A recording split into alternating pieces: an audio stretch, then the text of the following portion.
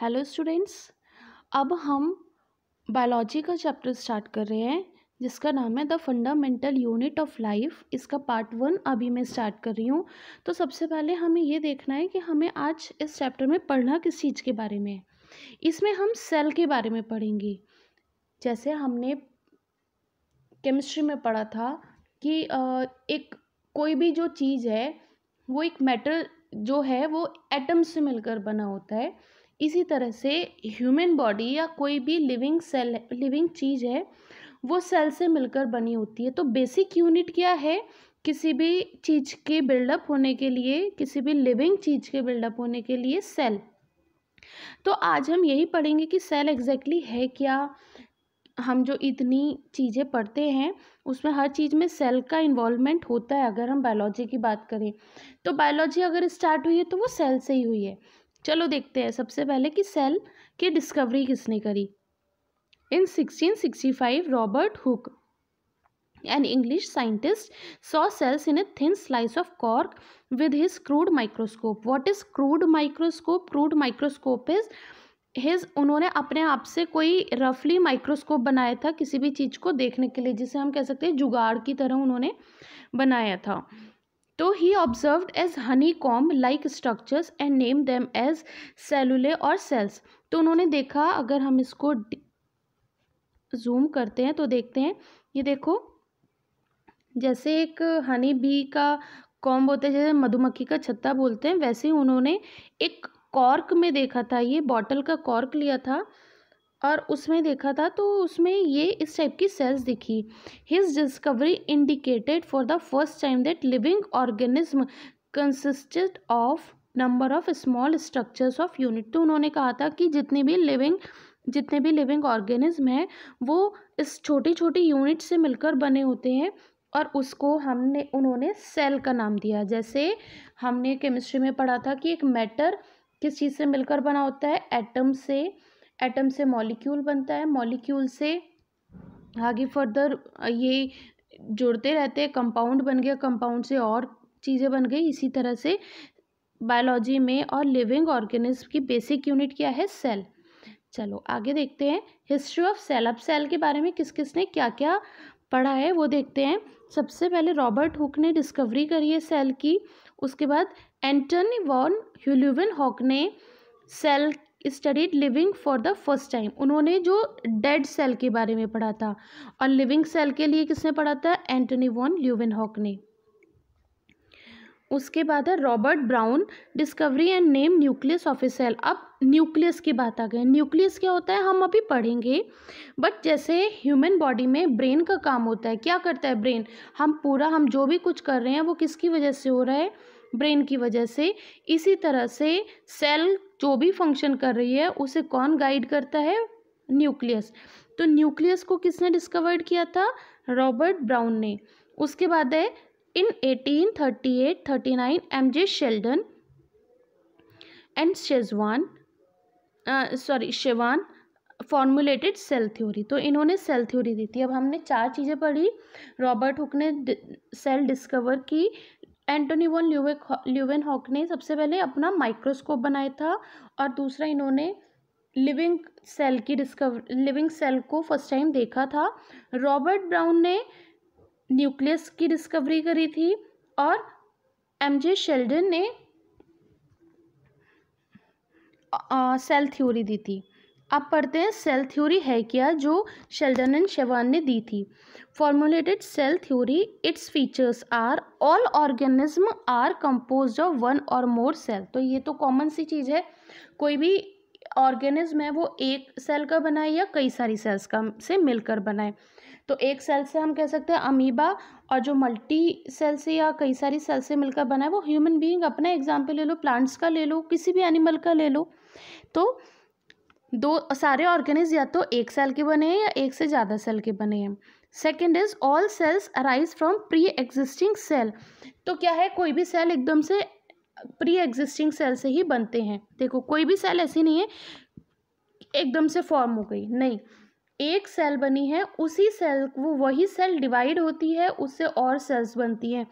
तो जितनी भी सेल बन रही हैं वो प्री एग्जिस्टिंग सेल से ही बन रही हैं। ऐसा नहीं है कि अचानक बड़े बड़े ऐसे ही कोई भी सेल डेवलप हो गई, नहीं, सेल हमेशा सेल से ही बनती है।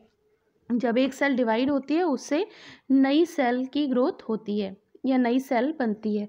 उसके बाद ये तो थी जो सेल थ्योरी इन्होंने दी थी। उसके बाद एक मॉडर्न सेल थ्योरी आई, उसमें क्या बोला गया, all living organism are composed of cell. तो ये तो हमने पढ़ लिया था कि जितने भी लिविंग ऑर्गेनिज्म है वो सेल से मिलकर बने हुए होते हैं। दूसरा है all living cells arise from pre existing cell, तो सेम पॉइंट है। थर्ड है all cells are basically alike in chemical composition and metabolic process, मतलब जितनी भी सेल्स होती हैं वो सब ऑलमोस्ट एक ही तरह की होती है कंपोजिशन में, और उनका जो मेटाबॉलिक प्रोसेस मतलब उनमें जो भी फंक्शंस होते हैं लाइक डाइजेशन, इजेशन, न्यूट्रिशन, ये सब एक ही तरह से होता है। ऐसा नहीं है कि किसी सेल में कैसे हो रहा है, किसी सेल में, हर सेल के फंक्शंस वही होते हैं। अब है the smallest unit of life is cell, that is every organism starts its life as a single cell. तो जितने भी ऑर्गेनिज्म हैं वो सिंगल सेल से ही स्टार्ट होते हैं। तो अब अगर हम ह्यूमन बीइंग की बात करते हैं तो ह्यूमन बीइंग में सबसे पहले जाइगोट बनता है, फर्टिलाइजेशन के बाद, जाइगोट के बाद वो जाइगोट डिवाइड होगा, हैप्लॉइड था, हैप्लॉइड मतलब सिंगल सेल था, अब डिप्लॉइड हो गया, डबल सेल हो गया, फर्दर डिवाइड होता रहेगा, मास ऑफ सेल बन गया। इसी तरह से फर्दर एक ह्यूमन बीइंग का डेवलपमेंट हो जाता है।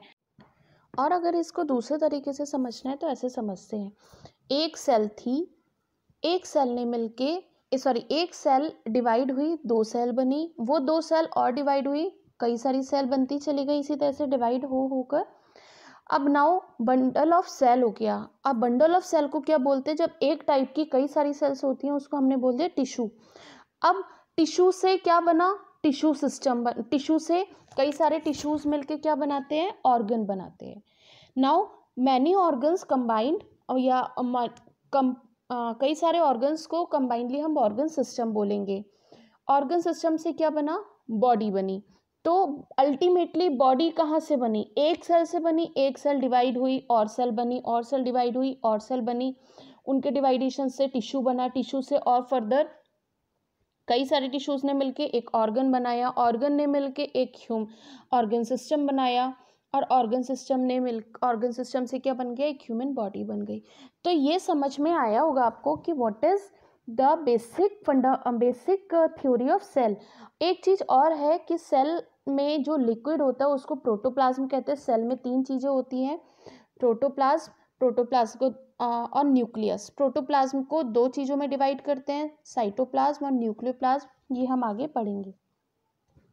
अब पढ़ते हैं माइक्रोस्कोप। माइक्रोस्कोप क्यों पढ़ रहे हैं हम, क्योंकि सेल को हम ऐसे ही नहीं देख सकते कि हाँ ये सेल है या ये दिख रही है हमें सेल, नहीं, ऐसा नहीं होता। Cells are too small to be seen by naked eyes, they are studied with the help of microscope. हम उन्हें माइक्रोस्कोप की हेल्प से देखते हैं। This is the microscope. देखो,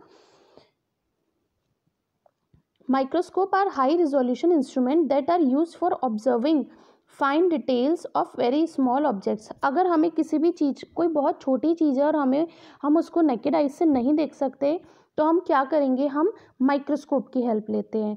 to common types of microscope, first is light microscope and second is electron microscope. तो ये light microscope तो मैग्नीफाई करता है लेकिन बहुत ज़्यादा मैग्नीफाई नहीं करता। नॉर्मली हम इसमें काफ़ी चीज़ों को देख लेते हैं, लेकिन इलेक्ट्रॉन माइक्रोस्कोप की मैग्नीफिकेशन रेंज बहुत ज़्यादा होती है। ये बहुत डीपली आपको मैग्नीफाई करके दिखाता है। अब आगे चलते हैं, unicellular and multi cellular organism. तो ये आपको पता चल गया कि माइक्रोस्कोप को किसने इन्वेंट किया था, एंटोनी वॉन ल्यूवेनहॉक ने।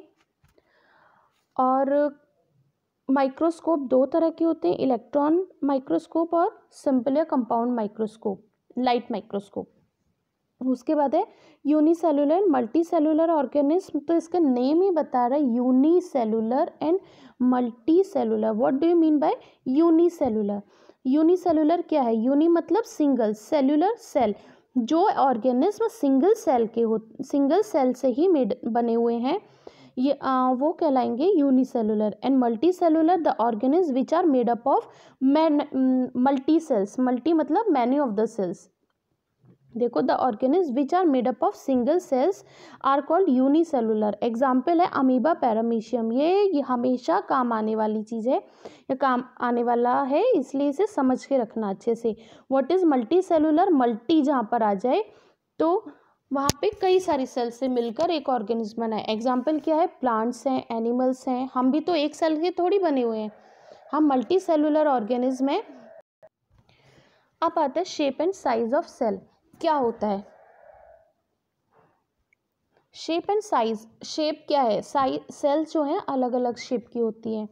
अगर हम यहाँ पर ही देखते हैं तो ये देखो, ये वाली सेल कैसी है? लॉन्ग है।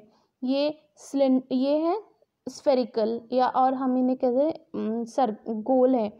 ये कैसी है? This is longest cell, nerve cell जिसको बोलते हैं। कोई सिलेंड्रिकल होती है, कोई स्फेरिकल होती है, कोई, सबकी अलग अलग शेप्स होती हैं, क्यूबॉइडल, सब अलग अलग सेल अलग अलग टाइप्स की होती हैं। देखो, shape and size of cell vary but all of these are ultimately determined by a specific function.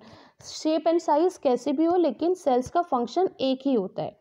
Sorry, sales का फंक्शन स्पेसिफिक ही होता है कि इन्हें क्या काम करना होता है, इनकी सेल में होता क्या है, क्या फंक्शंस होते हैं, वो सबका फिक्स होता है।